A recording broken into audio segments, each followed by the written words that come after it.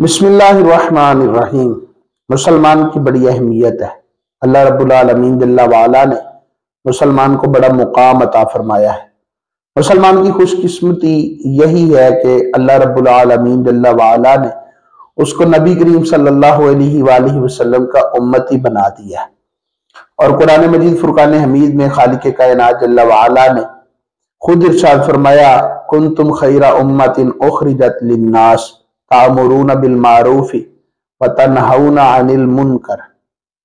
فرمایا تمہیں بہترین امت بنایا گیا ہے، تم نیکی کی دعوت دیتے ہو اور برائی سے منع کرتے ہو۔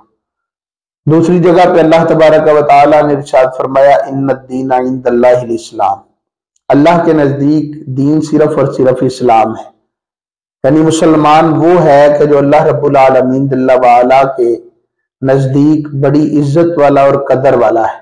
جتنے بھی مذاہب ہیں ان سب کے اندر اللہ رب العالمین جل وعلا نے مسلمانوں کو بڑا مقام عطا فرمایا ہے۔ نبی کریم صلی اللہ علیہ وآلہ وسلم کی نسبت کی وجہ سے آپ کے امتی بھی بڑے شرف والے ہو گئے ہیں۔ یہ وہ امت ہے جس کو رب نے سب سے آخر میں بھیجا، لیکن قیامت والے دن خالق کائنات جل وعلا سب سے پہلے جنت میں داخلہ عطا فرمائے گا۔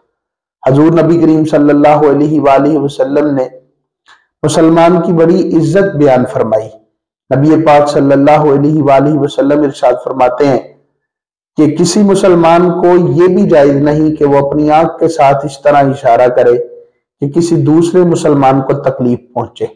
حضور صلی اللہ علیہ وآلہ وسلم نے ارشاد فرمایا المسلم من سلم المسلمون من لسانہ و یدہ، مسلمان وہ ہے جس کے ہاتھ اور زبان سے دوسرے مسلمان محفوظ رہیں۔ حضور صلی اللہ علیہ وآلہ وسلم ارشاد فرماتے ہیں مسلمان جسد واحد کی طرح ہے، جسم کے ایک حصے کو تکلیف ہو تو پورا جسم اس کا درد محسوس کرتا ہے۔ فرمایا اسی طرح مسلمان ہے، ایک مسلمان کو تکلیف ہو تو پورا عالم اسلام اس کے درد کو محسوس کرتا ہے، اس کی تکلیف کو محسوس کرتا ہے۔ یہ جو جنگیں ہوئی ہیں نا، غزوہ بدر ہے، غزوہ احد ہے، غزوہ احزاب ہے، غزوہ تبوک ہے، غزوہ حنین ہے، اس کے پیچھے مسلمانوں کی عزتیں ہی ہیں۔ مکے سے نبی کریم صلی اللہ علیہ وآلہ وسلم کو تکالیف دے کر مدینے آنے پر مجبور کیا گیا۔ خالق کائنات جل وعلا نے ہجرت کا حکم دے دیا۔ نبی پاک صلی اللہ علیہ وآلہ وسلم نے وہاں پر آ کر ایک حکومت قائم فرمائی، اور نبی پاک علیہ السلام پھر واپس جب مکہ شریف جاتے ہیں، فتح مکہ کرتے ہیں، تو رسول اللہ صلی اللہ علیہ وآلہ وسلم کو سب کے درد کا پتہ تھا، لیکن یہ حضور کا دل تھا کہ حضور نے سب کے لیے عام معافی کا اعلان فرما دیا۔ لیکن نبی پاک صلی اللہ علیہ وآلہ وسلم نے مسلمان کی عزت اور احترام میں فرق نہیں آنے دیا۔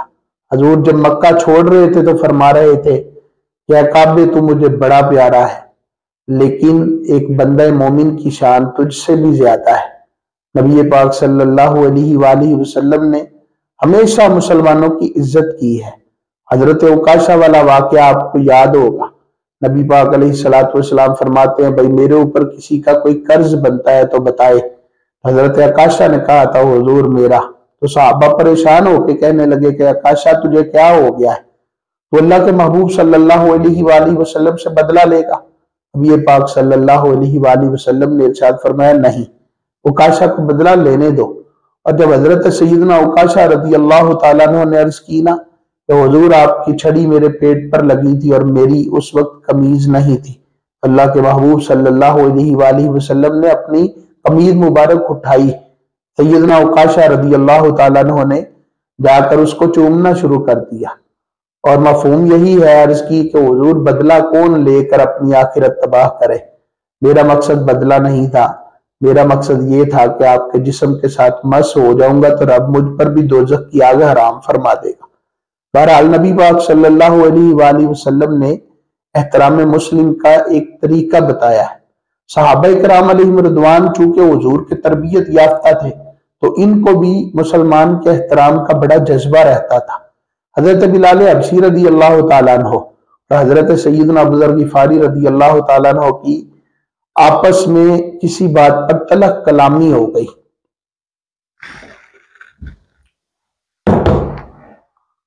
حضرت ابو ذر غفاری رضی اللہ تعالیٰ عنہ نے حضرت بلال حبشی رضی اللہ تعالیٰ عنہ کو کہیں کہہ دیا کہ او کالی ماں کے بچے، تو حضرت بلال حبشی رضی اللہ تعالیٰ عنہ کو یہ بات اچھی نہیں لگی۔ نبی پاک علیہ السلام کی بارگاہ میں حاضر ہو گئے، جا کے عرض کرتے ہیں یا سیدی یا رسول اللہ صلی اللہ علیہ وآلہ وسلم، آقا بلال نے مجھے، ابو ذر نے مجھے یوں کہا ہے۔ تو حضرت سیدنا بلال حبشی رضی اللہ تعالیٰ عنہ کے کہنے پہ نبی پاک صلی اللہ علیہ وآلہ وسلم نے حضرت ابو ذر غفاری کو بلا لیا۔ فرمایا ابو ذر مجھے یہ پتا چلا ہے تمہارے متعلق کہ تم نے ایسا کہا ہے، تو کیا یہ زمانہ جاہلیت کی باتیں ابھی بھی تمہارے اندر سے گئی نہیں ہیں؟ اتنی شرمندگی ہوئی حضرت ابو ذر غفاری رضی اللہ تعالیٰ عنہ کو، حالانکہ صلح بھی ہو گئی تھی، گھر میں جا کر بے قرار تھے، پریشان پھر رہے تھے کہ یار پتہ نہیں بلال نے مجھے معاف بھی کیا ہے کہ نہیں۔ احترام مسلم کا انداز دیکھیے ان کا، مسلمان کی عزت کیسے کرتے تھے، وہ احترام کیسے کرتے تھے۔ حضرت ابو ذر غفاری حضرت بلال حبشی رضی اللہ تعالیٰ عنہ کے گھر میں چلے گئے، دروازہ کھٹکھٹایا، جناب بلال باہر آئے۔ ابو ذر غفاری کہنے لگے بلال تو نے مجھے معاف کر دیا؟ فرمایا بھئی تیری میری صلح ہو تو گئی ہے۔ کہا میرے دل کو سکون نہیں آتا، تو اگر تم مجھے معاف کر دو تو میرے دل کو سکون آ جائے گا۔ تو بلال حبشی کہنے لگے کہ معافی تلافی ہو تو گئی ہے، سرکار کی بارگاہ میں ہماری صلح بھی ہو گئی ہے۔ تو حضرت ابو ذر غفاری کہنے لگے میرے دل کو سکون نہیں آتا۔ کیسے آئے گا ابو ذر؟ حضرت ابو ذر غفاری کہنے لگے میں زمین پر اپنا منہ رکھتا ہوں اور آپ اپنا پاؤں جو ہے وہ میرے رخسار پر رکھ دیں، میں سمجھوں گا کہ آپ نے مجھے معاف کر دیا ہے۔ بلال حبشی نہ کرتے رہے، لیکن جناب ابو ذر غفاری چھوٹے صحابی نہیں تھے، بہت زہد و تقوی والے پرہیزگار صحابی تھے۔ اپنا چہرہ مبارک زمین پر رکھا، حضرت بلال حبشی سے کہا اپنا پاؤں رکھیں، اور جب بلال نے پاؤں رکھ کے اٹھایا تو حضرت ابو ذر غفاری راضی ہوئے کہ شکر ہے کہ بلال نے مجھے معاف کر دیا۔ یہ بھی ایک انداز ہے احترام مسلم کا۔ ہم نے لوگوں کے دل دکھائے ہیں تو ہم صرف اتنا سا کہہ کر اپنے آپ کو پاک صاف نہیں کر سکتے کہ ہم نے جناب جا کر معافی مانگ لی تھی۔ جب اس کا دل دکھایا ہے تو پھر معافی بھی اسی شدت کی ہونی چاہیے۔ جب اس کی حق تلفی کی ہے تو صرف آپ سوری کہہ کر گزر جائیں گے تو سوری کہنے سے تو کام نہیں چلے گا، دل میں جو قدورتیں رہ جاتی ہیں وہ پھر رہ جاتی ہیں۔ احترام مسلم سیکھیے، آپ یقین مانیے یہ دین کا وہ حصہ ہے جس کو چھوڑ کر ہم اپنے دین کو مکمل کر ہی نہیں سکتے، اور امیر غریب کا فرق نہیں ہے۔ جس نے بھی کلمہ پڑھا ہے، جو بھی رسول اللہ صلی اللہ علیہ وآلہ وسلم کا دیوانہ ہے، حضور کا عاشق ہے، اس کا احترام کرنا آپ کی میری ذمہ داری ہے، خواہ وہ نمازی ہو خواہ وہ بے نمازی ہو۔ بے نمازی ہونا اس کا اپنی جگہ، لیکن اس کے بے نمازی پن کی وجہ سے اس کو ذلت اور حقارت کی نظر کر دینا یہ کسی طرح بھی مناسب نہیں ہے۔ حضرت ابو ذر غفاری اپنی غلطی کو معاف کروانے کے لیے کس حد تک چلے گئے؟ ہم مسلمانوں سے اپنی غلطیاں معاف کروانے کے لیے کتنا کرتے ہیں، کتنا ان کے پاس جا کر بیٹھ کے ان کے دل کو راضی کرنے کی کوشش کرتے ہیں۔ ہم لوگوں کے مال کھا گئے، ہم لوگوں کی زمینیں کھا گئے، ہم اپنے بہن بھائیوں کی وراثتیں کھا گئے، ہم جائیدادیں کھا گئے۔ مجھے بتائیے کل قیامت والے دن رب کو جواب کیا دیں گے؟ اللہ کے محبوب صلی اللہ علیہ وآلہ وسلم نے تو یہاں تک فرمایا تھا کہ اے میرے صحابہ، جس نے کسی مسلمان کی ایک بالشت زمین پر بھی قبضہ کیا تو قیامت والے دن 7 زمینوں کا توق اس کے گلے میں ڈال دیا جائے گا۔ کیا اتنی طاقت ہے کہ اپنے رب کی بارگاہ میں 7 زمینوں کا توق اپنے گلے میں ڈال کر حاضر ہوا جائے؟ میدان محشر میں کتنی ذلت ہوگی۔ یہاں پہ اپنی ہوشیاری کے ساتھ ہم حصہ زیادہ لے لیں گے، ہم پیسے بھی زیادہ لے لیں گے۔ ہم نے بہنوں سے یہ بھی کہلوا لیا کہ بھائی میں نے آپ کو اپنا حصہ معاف کیا، لیکن کیا قیامت والے دن اتنی سی بات سے ہم چھوٹ جائیں گے؟ نہیں، یہ حق مارنا ہے۔ یہ ایسے ہی ہے جیسے آپ نے زمین پر قبضہ کر لیا ہے، کل قیامت والے دن اس کا حساب دینا پڑے گا، اپنے رب کی بارگاہ میں حاضر ہونا پڑے گا۔ अफहसिब्तुम अन्नमा खलकनाकुम अबतम व अन्नकुम इलैना ला तुरजाऊन। अल्लाह फरमाता है, तुम क्या समझते हो हमने तुम्हें बेकार पैदा कर दिया है, तुम्हें हमारी तरफ लौट कर नहीं आना? आना है ना, फिर जो तुमने किया होगा उसका हिसाब भी देना पड़ेगा। तो एहतराम मुस्लिम इसको अपनी जिंदगी का हिस्सा बना लीजिए। हजरत उमर रदी अल्लाह तआला अन्हु का ज़माना पाक है। सैयदना उमर रदी अल्लाह तआला अन्हु गली गली फिरते थे। रात का आपका मामूल था कि अपनी राया के बारे में गौर फिक्र करते, गली गली जाकर देखते किसी के घर में कोई मसला तो नहीं है। एक रात आप गश्त फरमा रहे थे, एक घर से रोने की आवाज आती है। जनाब उमर रदी अल्लाह तआला अन्हु ने दरवाजा खटखटाया। अंदर से एक औरत आई। जी कौन? आपने फरमाया कि तुम्हारे बच्चे रो रहे हैं, खैर तो है? उसने कहा 3 दिन से ना कुछ खाया है ना कुछ पिया है, परेशान है। इनके अब्बू फोत हो गए, मैं बेवा हूं, आगे निकाह नहीं कर सकी, बच्चे हैं, खाने पीने को जिद कर रहे हैं और घर में कुछ भी नहीं है। कयामत का दिन होगा तो उमर की शिकायत करूंगी अपने रब से। खलीफा बना हुआ है और इतना भी नहीं पता, उसकी राया के अंदर कुछ बंदे जो हैं वो भूखे हैं। हजरत उमर रदी अल्लाह तआला अन्हु ने इतनी बात सुनी तो खौफ खुदा गालिब आ गया। अपने रब अज़्ज़ा वजल की बारगाह में हाजिर होने का डर हजरत उमर रदी अल्लाह तआला अन्हु के जिस्म पर लर्जा तारी कर गया। हजरत उमर रदी अल्लाह तआला अन्हु परेशान हो गए। फरमाया, बहना वो जो आग के ऊपर पतीली रखी हुई है, हंडिया रखी हुई है, उसमें सालन नहीं है? कहा नहीं भाई, उसमें तो पानी डाल के पत्थर डाल दिए हैं। बच्चे देखेंगे तो देखकर खुद ब खुद ही इस उम्मीद पर सो जाएंगे कि खाना पक रहा है। सो जाएंगे तो फिर भूख का किसको एहसास होगा? हजरत उमर रदी अल्लाह तआला अन्हु के दिल में दर्द भर आया। यह है वो एहतराम मुस्लिम जो एक मुसलमान को दूसरे मुसलमान का होना चाहिए। हजरत उमर खलीफा वक्त है, अमीरुल मोमिनीन है। आप चले गए, जाकर बैतुल माल से पूरा राशन का सामान तैयार किया और तैयार करने के बाद हजरत उमर रदी अल्लाह तआला अन्हु ने अपने गुलाम असलम से फरमाया, असलम इसको मेरी पीठ पर ला दो। असलम ने कहा, अमीरुल मोमिनीन अगर इजाजत हो तो मैं खुद जो है उठाकर ये छोड़ आऊं। तो कितना प्यारा जवाब दिया था हजरत उमर रदी अल्लाह तआला अन्हु ने। आपने फरमाया, असलम क्या क़यामत वाले दिन उमर का बोझ उठा सकोगे? अगर क़यामत वाले दिन मेरा बोझ मुझे खुद ही उठाना है तो आज दुनिया में भी अपना बोझ मुझे खुद उठाने दो। हजरत उमर रदी अल्लाह तआला अन्हु ने वो खुद अपनी कमर पर लादा। अल्लाह अकबर। खलीफा वक्त की आजिज़ी का आलम देखिए, एहसास जिम्मेदारी देखिए, एहसास मुस्लिम देखिए, एहतराम मुस्लिम देखिए। उस औरत के दरवाजे पर गए, उसको अपने पास नहीं बुलाया और जाकर दरवाजा खटखटा कर राशन का तोड़ा वहां रखा और फिर फरमाया, बहना अपने बच्चों के लिए खाना तैयार करो। हजरत उमर रदी अल्लाह तआला अन्हु वहां पर बैठे रहे। गुलाम असलम ने कहा, हजरत राशन दे दिया, वापस चले? फरमाया, नहीं, ठहर जाओ, जरा खाना तैयार हो लेने दो। जब खाना तैयार हो गया तो हजरत उमर रदी अल्लाह तआला अन्हु ने फरमाया, बहना अपने बच्चों को उठाओ। बच्चे उठे। फरमाया, इनको खाना खिलाओ। जब वो दस्तरखान पर बैठ गए तो गुलाम ने फिर कहा, या सैयदी वापस चले, हो गया है काम, बच्चे खाना खा रहे हैं। फरमाया, नहीं असलम अभी भी ठहर जाओ। हजरत उमर रदी अल्लाह तआला अन्हु वहां बैठे रहे। जब बच्चों का पेट भर गया, हजरत उमर रदी अल्लाह तआला अन्हु ने उनको साथ लिया और सेहन में आ गए।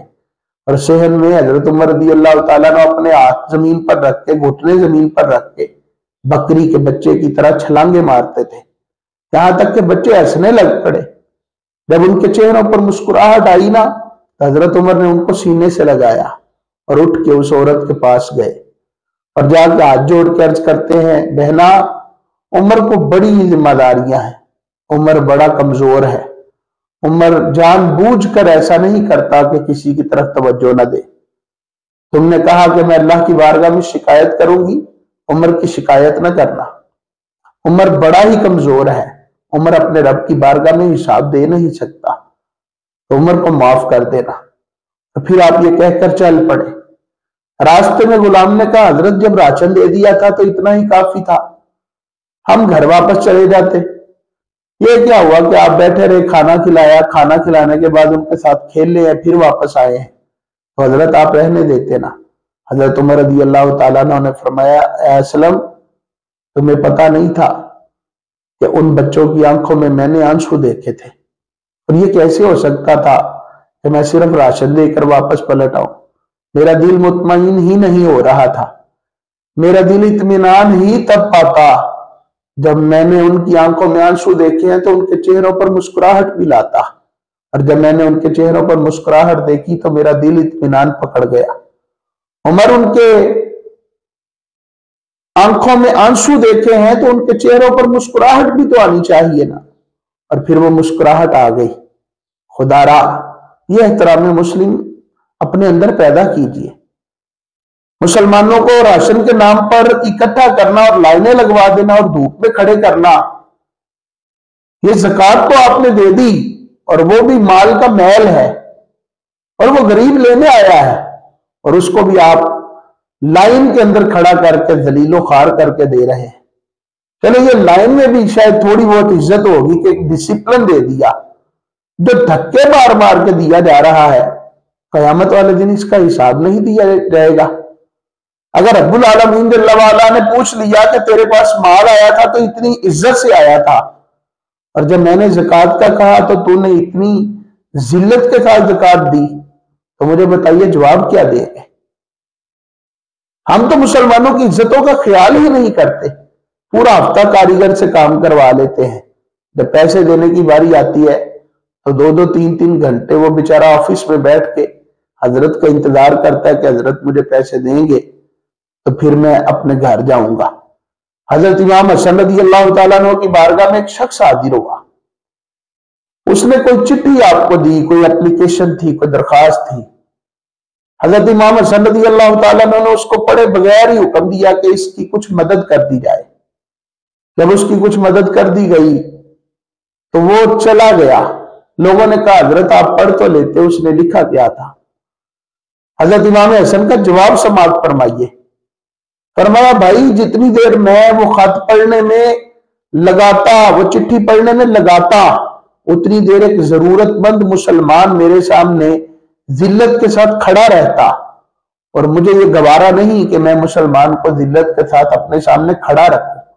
یہ وہ تھا جس نے حضرت امام حسن کی کوئی مزدوری نہیں کی تھی، وہ سوالی بن کر آیا تھا، اس کو دے دیتے تب بھی ٹھیک تھا، نہ دیتے تب بھی ٹھیک تھا، لیکن جس نے پورا ہفتہ میری فیکٹری میں کام کیا ہے وہ سوالی بن کر تو نہیں آیا، وہ تو اپنی خون پسینے کی کمائی مانگ رہا ہے۔ اللہ کے محبوب صلی اللہ علیہ وآلہ وسلم نے ارشاد فرمایا 3 لوگوں کی نماز ان کے سر سے ایک بالشت بھی اوپر نہیں جاتی، ایک بالشت بھی جو ہے وہ اوپر نہیں جاتی، اور ان میں سے ایک وہ ہے جو مزدور کو اس کا پسینہ خشک ہونے سے پہلے مزدوری نہیں دیتا۔ مجھے بتائیے حاجی صاحب، آپ نے حج تو کر لیا لیکن اپنے ماتحتوں کا بھی خیال رکھا ہے؟ آپ نے حج تو کر لیا لیکن اپنے ماتحتوں کو ذلیل تو نہیں کرتے؟ آپ نے حج تو کر لیا، کہیں اپنے ماتحتوں کی حق تلفیاں تو نہیں کر رہے؟ آپ نے حج تو کر لیا، کہیں اپنے ماتحتوں کے اوپر اونچا بول کے ظلم تو نہیں کر رہے؟ اور پھر حاجی صاحب کہتے ہیں نہیں جناب، وہ میرا بلڈ پریشر ہائی ہو جاتا ہے، اور میں کہتا ہوں آپ کا بلڈ پریشر اتنا ہی سیانہ ہے۔ حاجی صاحب کہیں اپنے سے جو پاورفل بندہ ہے کبھی اس کے اوپر بھی آپ کا بلڈ پریشر ہائی ہوا ہے؟ جو اپنے سے بڑا ہے کبھی اس کے اوپر بھی بلڈ پریشر ہائی ہوا ہے؟ سارا بلڈ پریشر جو ہے وہ اپنے کارخانے کے کاریگروں کے اوپر ہی کیوں ہائی ہو رہا ہے؟ میری شوگر ہائی ہو جاتی ہے جی، مجھ سے برداشت نہیں ہوتا۔ تو بھائی یہ جو برداشت نہیں ہو رہا یہ غریب کے اوپر ہی کیوں برداشت نہیں ہو رہا؟ جو آپ سے بڑا ہے وہاں پہ آپ کی شوگر کا لیول ہے وہ ہائی کیوں نہیں ہوتا؟ اس کا مطلب یہ ہے کہ حاجی صاحب اپنے سے کمزور پر جو ہے وہ غصہ نکالتے ہیں، لیکن اپنے سے طاقتور پر غصہ نہیں نکالنا آتا۔ کاش ہمیں سمجھنے کی توفیق ملے۔ اللہ احترام مسلم نصیب فرمائے۔